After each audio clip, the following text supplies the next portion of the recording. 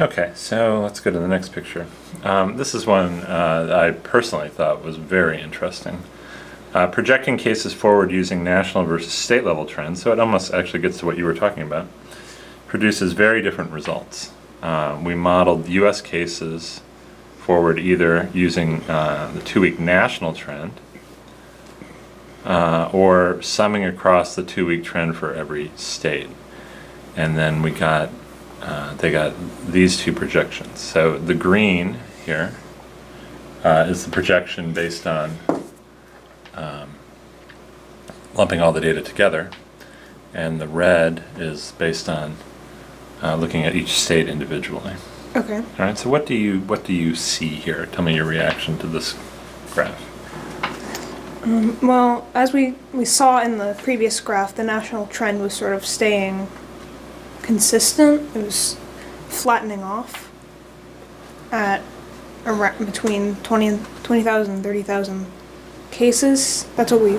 So this green line is consistent. Sorry, I bumped the camera. I just got to plug it in as we're running out of battery. But go ahead, keep talking. It's consistent with the data we saw in the previous graph, but we didn't see this in the red line in the previous graph. And I guess this really shows like how much of a difference it is when data is represented in different ways. Like if someone were to consider this line here, they might choose to reinstitute the measures that a state had before and was now reopening. Mm-hmm. What do you see in these two graphs?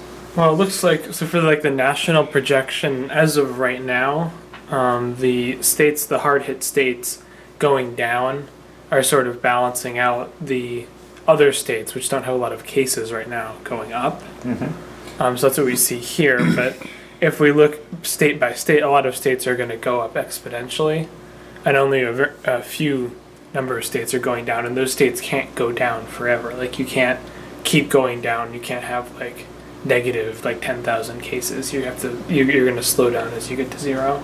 Okay. Yeah, so it's a really interesting, these two different projections are fascinating.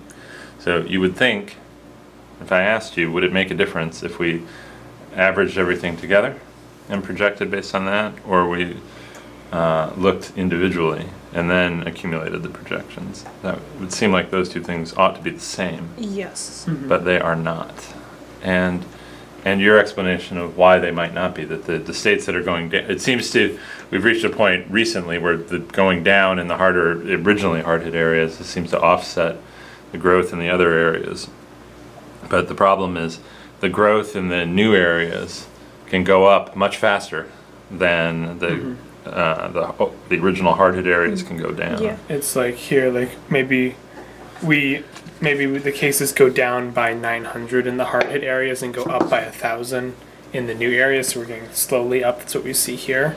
Mm-hmm. But like in a couple weeks, you can't keep going down by the same like 900 that I said, but the cases can still gain by 1,000 each time. Yeah. That's the problem. Yeah, this is a really interesting graph. Okay, let's look at the third one now.